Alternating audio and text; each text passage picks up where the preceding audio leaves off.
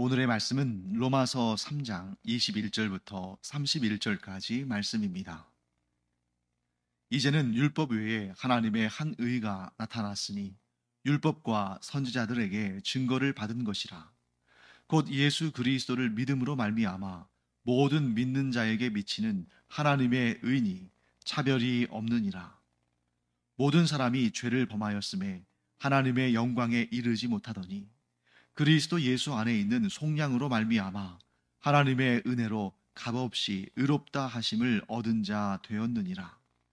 이 예수를 하나님이 그의 피로써 믿음으로 말미암는 화목제물로 세우셨으니 이는 하나님께서 길이 참으시는 중에 전에 지은 죄를 간과하심으로 자기의 의로우심을 나타내려 하심이니 곧 이때에 자기의 의로우심을 나타내사 자기도 의로우시며 또한 예수 믿는 자를 의롭다 하려 하심이라. 그런즉 자랑할 데가 어디냐? 있을 수가 없느니라. 무슨 법으로냐? 행위로냐? 아니라 오직 믿음의 법으로니라. 그러므로 사람이 의롭다 하심을 얻는 것은 율법의 행위에 있지 않고 믿음으로 되는 줄 우리가 인정하노라. 하나님은 다만 유대인의 하나님이시냐? 또한 이방인의 하나님은 아니시냐? 진실로 이방인의 하나님도 되시느니라. 할례자도 믿음으로 말미암아 또한 무할례자도 믿음으로 말미암아 의롭다 하실 하나님은 한 분이시니라. 그런즉 우리가 믿음으로 말미암아 율법을 파기하느냐? 그럴 수 없느니라. 도리어 율법을 굳게 세우느니라. 네, 이제 우리가 로마서 3장으로 들어오게 됐죠. 간단하게 좀 앞의 내용을 요약하자면 로마서 1장과 2장은 바울이 이 사실을 주장하기 위해서 할애를 했습니다. 그것은 뭐냐면 유대인이나 헬라인이나 즉 유대인이나 이방인이나 모두가 다 죄인이다. 유대인이라고 해서 더 나을 것도 없고 이방인이라고 해서 뭐 더 악한 것도 아니고 모두가 다 죄 아래에 있다. 죄인이다. 그러므로 모든 사람이 단 한 사람도 예외 없이 모든 사람들은 하나님의 진노 아래에 있다. 자, 이 사실을 설명했습니다. 그리고 오늘 이제 3장에 와서 바울은 이 율법 외에 한 의, 자, 율법이 이루지 못한 그 온전한 의를 이루는 한 의를 소개하는데 그것은 어느 날 갑자기 하늘에서 뚝 떨어진 것이 아니라 예전부터 하나님께서 알려오신 것이다 하고 말씀하고 있습니다. 21절 말씀 보시면 이런 내용 나오죠. 이제는 율법 외에 하나님의 한 의가 나타났으니 율법과 선지자들에게 증거를 받은 것이다. 증거를 받았다 하는 얘기는 뭡니까? 이게 어느 날 갑작스럽게 하나님께서 주신 것이거나 혹은 하나님도 모르는 사이에 생겨난 것이 아니라 하나님께서 이 한 의를 우리가 알 수 없는 그 오래전부터 준비해 오셨는데 그래서 율법도 또 선지자들도 하나님의 율법과 예언들이 담긴 이 성경을 통해서 이제 여기서는 구약 성경을 말하겠죠. 이 구약 성경을 통해서 율법과 선지자들을 통해서 하나님께서 계속 증거해 오신 예언케 하신 약속하신 그 의가 비로소 나타났다. 즉 시간적으로 보면 이 땅에 나타난 것으로 따진다면 율법보다 나중이지만 자, 율법이 이 하나님의 의를 증거한다는 것은 뭘 의미합니까? 무엇이 먼저라는 거예요? 율법보다 이 의가 먼저였다 하고 말씀하시는 것입니다. 자, 그러면 그 의가 뭐냐? 22절에서 이렇게 설명합니다. 곧 예수 그리스도를 믿음으로 말미암아 모든 믿는 자에게 미치는 하나님의 의인이 차별이 없느니라. 아주 중요한 말씀이죠. 자, 우리는 보통 구약과 신약 이렇게 분류하기 때문에 율법이 먼저 있었고 그 다음에 예수 그리스도의 복음, 곧 우리의 죄사함을 위한 예수 그리스도의 복음이 나중에 나온 걸로 생각합니다만 그것은 이 땅에 우리에게 나타나심의 시간적인 차이인 것이지 원래 무엇부터 존재한 것입니까? 믿음의 의가 율법의 의보다 먼저 있었다. 또한 율법보다 예수 그리스도의 복음이 먼저 있었다 하는 것을 설명하고 있는 것입니다. 그러나 시간 순서로 하나님께서 율법을 주심으로 어떤 깨달음을 얻게 하셨습니까? 이런 사람의 어떤 행위나 공로나 사람의 자기 자신의 어떠한 그 노력으로 구원을 얻는 것이 아니라 이 율법을 통해서 그런 사람의 행위나 공로로는 구원받을 수 없다는 것을 깨닫고 무엇을 향하여 더 간절하게 나가게 하는 것입니까? 구원은 하나님의 은혜로 주어지는 것이구나. 구원은 사람의 공로가 아니라 하나님의 은혜로 얻는 것이구나 하는 것을 깨닫고 그 은혜를 믿음으로 받아들이는 그 의로운 일로 율법이 우리를 이끌어 간다는 것이죠. 자, 그러면 이제 이 새로 나타난 의, 율법보다 먼저 있었지만 이제 나타난 그 의에 대해서 설명합니다. 23절과 24절에는 인간이 어떤 상태였는지를 설명하고 있습니다. 자, 23절 모든 사람이 죄를 범하였음에 하나님의 영광에 이르지 못하더니 24절 그리스도 예수 안에 있는 속량으로 말미암아 하나님의 은혜로 값없이 의롭다 하심을 얻은 자 되었느니라. 자, 바울은 왜 하나님께서 율법이 아닌 새로운 의를 또 다른 한 의를 하나님의 한 의를 이때 나타나게 하셨는가 하는 것을 설명하고 있습니다.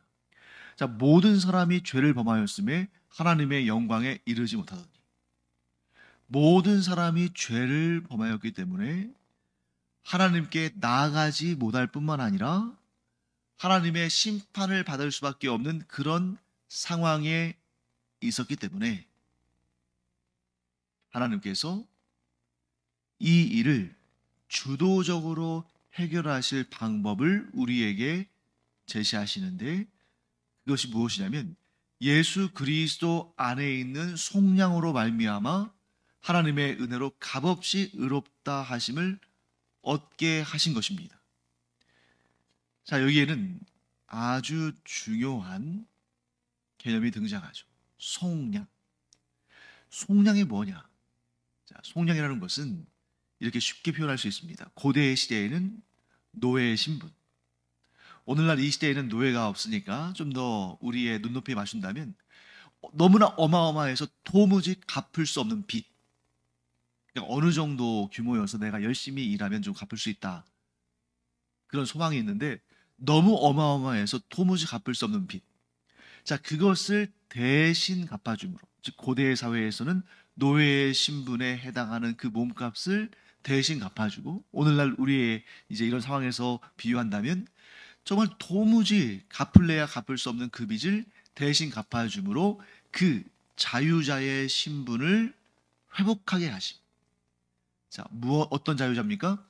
죄와 사망의 종이 된 그 신분을 원래 그 자유로운 죽지 아니할 하나님과의 그 친밀한 관계 속에 있는 그러한 신분으로 다시 돌아오게 하는 그러한 속량. 그런데 이 다시 돌아오게 한다는 것이 예전만큼의 그 상태까지만이 아니라 그 예전의 상태로도 감히 상상할 수 없는 놀라운 신분. 오직 하나님만이 허락하실 수 있는 그런 신분이 되게 하셨다. 이게 바로 속량의 개념입니다. 그래서 그 일에 있어서 우리의 노력이나 우리의 수고가 들어간 것이 아니라 전적으로 예수 그리스도 안에 있는 속량으로 된 것이기 때문에 우리는 뭐라고 고백할 수밖에 없습니까? 하나님의 은혜다. 그리고 우리가 어떤 값도 지불하지 않고 얻은 것이다. 또한 그로 말미암아 우리가 하나님께 의롭다 여기심을 받게 된 것이다. 자, 우리 세 가지 중요한 개념을 살펴봅니다. 첫째, 예수 그리스도 안에 있는 이 속량, 예수 그리스도의 대신 갚아주심을 통해서 우리가 죄사함을 받았다. 둘째, 우리가 하나님과의 관계가 회복되었다. 그리고 셋째, 이 모든 것이 하나님의 은혜로 된 것이지 내 공로로 되어진 것이 아니다. 이 세 가지의 중요한 개념이 예수 그리스도 안에 있는 속량, 즉 예수 그리스도께서 행하신 그 속량의 사역의 중요한 세 가지 의미로 정리되어지는 것입니다. 다시 한번 그 세 가지 의미, 곧 예수 그리스도의 속량 안에 담긴 세 가지 의미 다시 한번 정리해 볼까요? 첫째, 우리가 예수 그리스도를 통해서 죄 사함 받았다. 둘째, 우리가 예수 그리스도를 통하여 하나님과의 관계가 회복되었다. 셋째, 이 모든 것이 내 노력이나 내 공로가 아니라 하나님의 값없이 주시는 은혜로 말미암은 것이다. 이렇게 정리를 해볼 수가 있습니다. 자, 그 다음에 우리 이제 25절부터 26절까지 말씀을 볼 텐데요.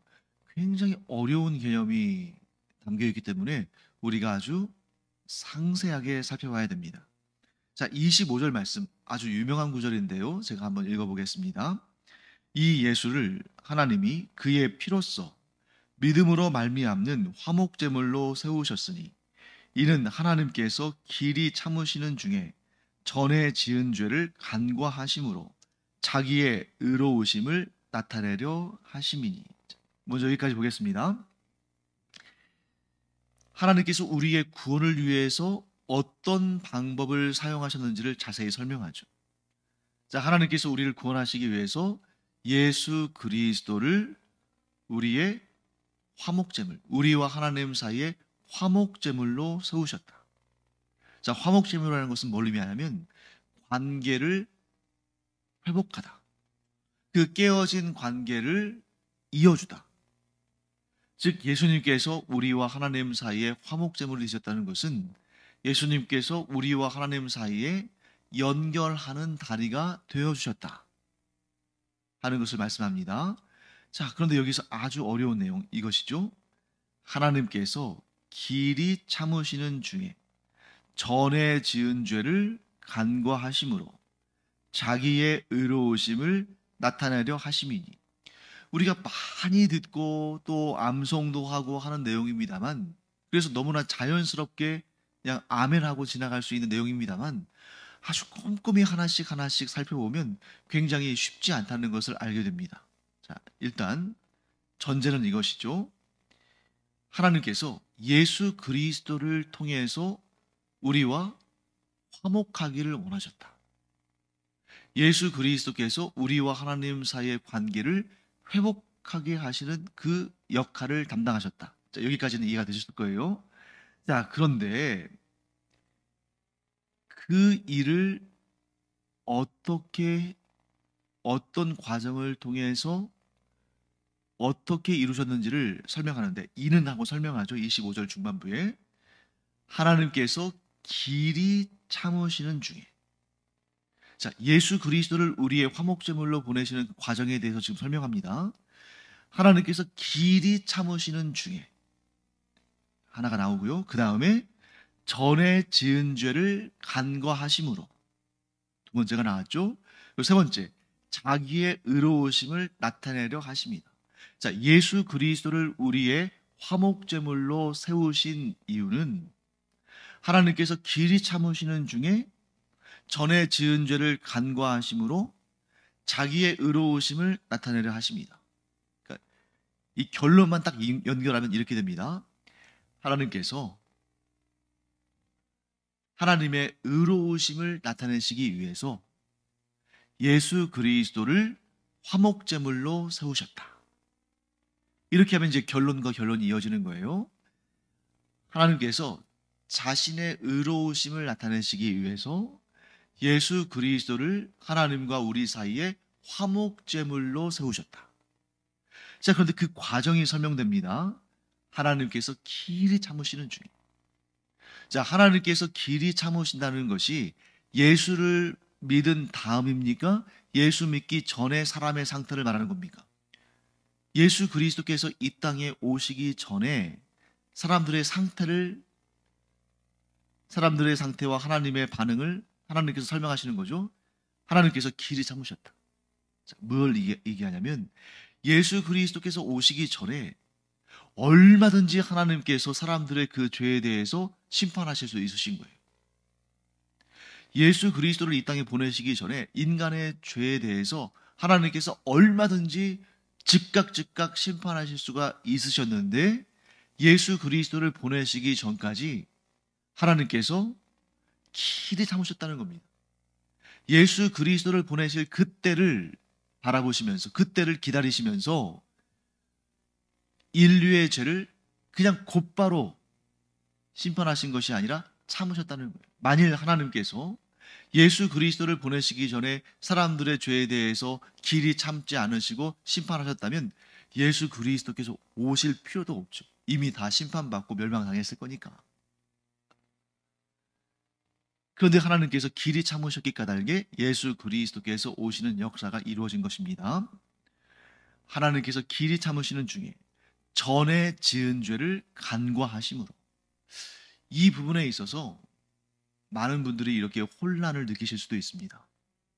지금 이 일은 예수 그리스도께서 이 땅에 오시기 전의 일을 설명하고 있어요. 자, 지금 예수 그리스도께서 오신 다음의 일을 설명하시는 것이 아니라 예수 그리스도께서 오시기 전에 인간의 상태를 설명하시는 것입니다. 그리고 그 인간에게 하나님께서 어떻게 하셨는지를 말씀하고 있어요.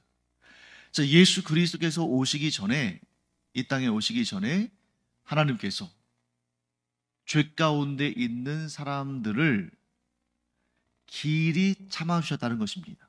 왜요? 예수님을 만나도록. 그리고 그때 또 어떤 일이 있었냐면 전에 지은 죄를 간과하심으로. 그런데 이 전에 지은 죄를 간과하심으로라는 말을 우리는 이 구절을 암송하면서 하나님께서 길이 참으시는 중에 전에 지은 죄를 간과하심으로, 이 간과하심으로를 우리 죄를 용서하신 것으로 생각하시는 경우가 있어요. 그런데 그렇지가 않습니다. 자, 왜냐하면 이 간과라고 번역된 이 내용을, 이 부분을 헬라어 원어로 보면 파레시스라는 단어를 쓰고 있어요. 파레시스. 이 파레시스라는 단어를 죄 용서로 번역하지 않고 간과하심으로 번역한 것은 아주 잘 번역한 것입니다. 파레시스, 간과하다. 무슨 뜻이냐면 죄에 대한 완전한 용서, 완전한 사함이 아니라 덮어두다, 못 본 척하다. 분명히 죄가 맞지만 그것을 그냥 건너가다, 내버려두다, 이런 개념이거든요. 그래서 여러분, 간과하다라는 내용을, 여러분들이 간과하다라는 이 파레시스라는 단어를, 그 의미를 제대로 안다면 이 단어를 용서의 의미로 파악하면 안 됩니다. 하나님께서 길이 참으시는 중에 전에 지은 죄를 간과하심으로 자기의 의로우심을 나타내려고 하셨다. 이 말씀은 하나님께서 길이 참으시는 중에 사람들의 죄를 용서하심으로 자기의 의를 나타내려 하셨다. 이 말씀이 아니에요. 원어대로 보면 이런 뜻입니다.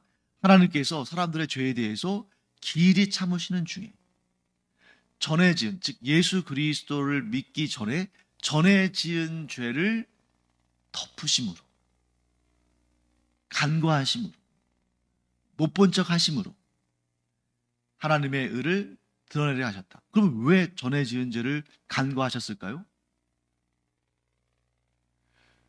하나님의 이 새로운 의를 드러내시기 위한 거예요.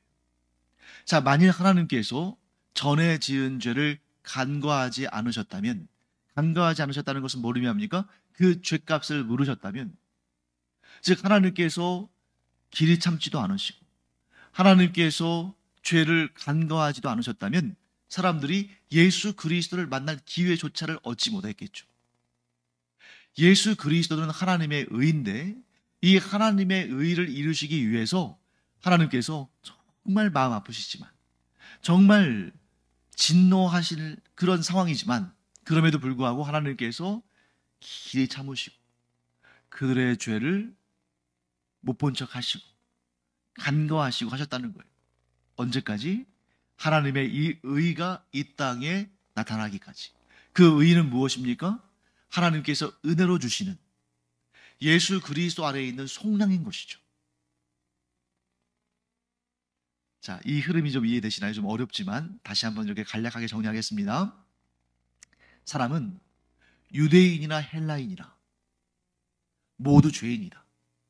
율법이 있는 자들은 율법으로 말미암아 정죄를 받고, 즉 율법이 없이 양심만 있는 자들은 그 양심이 스스로에게 정죄가 되어서 모든 사람이 다 죄를 범하였음을 드러낸다. 그런데 하나님께서는 이 율법이나 양심 외에 새로운 한 의를 이 땅에 나타내셔서 하나님의 의로우심을 드러내시려고 하시는데, 그 새로운 한 의가 예수 그리스도의 복음인 것이죠. 예수 그리스도의 십자가의 죽으심과 부활. 그런데 그 새로운 의가 이 땅에 나타나기까지 하나님께서 어떻게 하셨냐면, 사람들의 죄를 다 아시면서도 길이 참으셨습니다. 또한 사람들의 그 죄가 얼마나 끔찍한 것인지 아시면서도 즉각 심판하지 않으시고 간과하셨어요. 넘어가 주셨어요. 몸부쩍 하셨습니다. 덮으셨습니다. 그것이 죄인지를 하나님께서 모르시거나 그 죄를 심판하기를 원치 않으시거나 심판하실 능력이 없으셔서가 아니라, 새로운 한 의가 이 땅에 나타나시기까지, 율법과 선지자들 곧 성경을 통해서 예언된 이 의가 이 땅에 세워지기까지 하나님께서 길이 참으시고 그 전에 지은 죄들을 간과하신 거예요. 그리고 하나님의 새로운 의인 예수 그리스도 곧 하나님과 우리 사이에 화목제물이 이 땅에 오심으로 하나님께서 하나님의 의를 나타내셨는데, 그 의는 무엇입니까?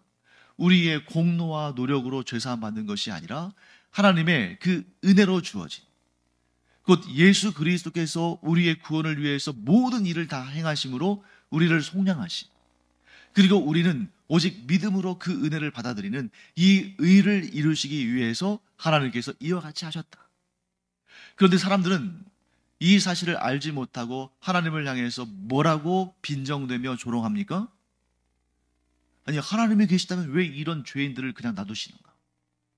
하나님이 계시다면 왜 이 불의한 일들을 그냥 방관하시는가? 하나님의 능력이 없으신가? 아니면 하나님은 존재하지 않는 거 아닌가? 막 이렇게 죄에 대해서 하나님께서 즉각 심판하지 않으시는 것을 보면서 사람들이 그렇게 막 빈정돼요.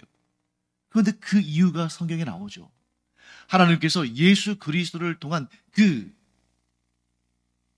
은혜로운 구원, 그 하나님의 의를 나타내시기 위해서 사람들이 그토록 죄를 범하고 하나님 앞에 불순종하는데, 그 죄에 대해서 길이 참으시고 하나님께서 즉각 그 죄를 심판하지 않으시고 하나님께서 그 죄들을 간과하심으로, 그냥 넘어가 주심으로, 못 본 척 하심으로, 때가 이름에 예수 그리스도를 이 땅에 보내셔서 그 하나님의 오래 참으심과 그 죄를 간과하심으로 남아있던 그 사람들의 영원한 구원을 위해서 이 의를 주셨다. 예수 그리스도를 보내셨다. 이렇게 정리할 수가 있습니다. 이게 어려운 내용인데 이 내용을 여러분들이 잘 이해하신다면 이 복음의 흐름, 이 로마서의 흐름을 잘 이해하실 수 있겠습니다. 자, 그렇기 때문에 27절, 자랑할 데가 어디 있느냐? 자랑할 수가 없다. 왜냐하면 그것이 율법을 통해 된 것도 아니고 행위를 통해 된 것도 아니고 예수 그리스도를 나의 구주로 믿고 영접하는 것을 통해서 이 구원의 역사가 일어나니까 우리 자랑할 수가 없다. 그래서 하나님께 의롭다 함을 얻는 이 구원의 역사는 율법의 행위에 있는 것도 아니고 양심을 지킴으로 이루어지는 것도 아니고 오직 예수 그리스도를 믿음으로 말미암아 얻는 것이다. 이렇게 말하는 것입니다.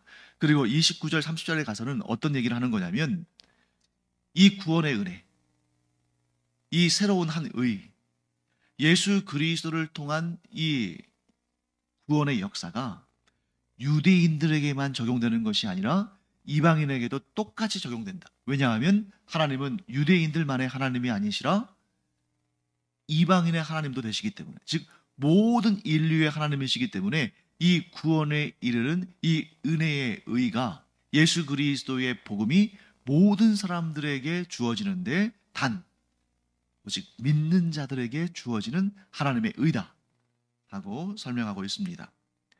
사랑하는 성도 여러분, 이 내용들을 우리가 쭉 볼 때에 뭘 할 수 있습니까? 하나님의 의는 우리에게 우리 죄값을 직접 갚으라고 하지 않으신다는 거예요. 왜? 그렇게 할 수 없다는 것을 하나님께서 아시니까. 그러면 하나님께서 우리에게 요구하시는 것은 무엇입니까? 내가 새로운 한 의로 너희를 완전히 구원하기를 원하는데, 그 의는 너희들 스스로의 행위를 통해 이루어지는 것이 아니라 독생자 예수 그리스도께서 다 이루시는 것인데, 너희는 그것을 믿음으로 그 구원에 이르는 의를 받아들여라. 그렇기 때문에 이 의는 은혜인 것입니다. 구원을 이루시는 하나님의 의는 우리에게 무엇을 행하라 하시는 것이 아니라 우리에게 예수 그리스도께서 행하신 모든 의를 믿음으로 받아들여라. 이것이 하나님께서 우리에게 은혜로 구원을 주시는 방법이다. 이렇게 설명하는 것이죠. 그렇기 때문에 여기에서 이제 마지막으로 율법에 대해서 정의합니다. 우리가 율법을 지키는 것은, 우리에게 율법이 의미가 있는 것은, 우리가 선한 일을 행하는 것은, 우리가 하나님 앞에 거룩하게 살아야 되는 것은 우리가 구원을 이루기 위해서 그런 것이 아니라 구원을 얻은 자들로서, 하나님의 자녀로서, 그리스도의 제자들로서 하나님께서 기뻐하시는 일을 행하는 것이고, 율법은 하나님의 자녀들이 구원받고 나서 하나님의 뜻을 행하기 위해서 의미가 있는 것이다. 율법을 통해서 구원받는 것이 아니라 우리가 구원을 받고서 이 율법을 기쁨으로 행하는 것이다. 이렇게 정리할 수가 있겠습니다. 기도하겠습니다. 하나님, 저희가 구원받은 것이 어떤 행위로 말미암은 것이 아니라 전적으로 하나님의 은혜 가운데 있으며 우리의 구원을 위해서 모든 것을 이루신 예수 그리스도를 나의 구주로 영접하고 믿음으로 말미암아 이 놀라운 구원의 의에 이르게 되는 줄 믿습니다. 이 하나님의 의를 저희들에게 허락하심을 감사드립니다. 구원의 은혜를 얻은 저희들이 기쁜 마음으로 하나님께서 원하시는 거룩한 삶을 살게 하여 주시옵소서. 감사드리며 예수님의 이름으로 축복하며 기도합니다. 아멘. 기도하는 시간입니다. 하나님께 은혜를 얻었으니, 믿음으로 말미암아 하나님께 은혜를 얻었으니 이 믿음을 굳게 지킬 뿐만 아니라 우리가 또한 이 은혜의 복음을 전파하고 또 이 은혜 가운데 내가 계속 머물러 있을 뿐만 아니라 수많은 사람들이 이 은혜 가운데 구원을 얻기를 기도하기 바랍니다. 기도하겠습니다.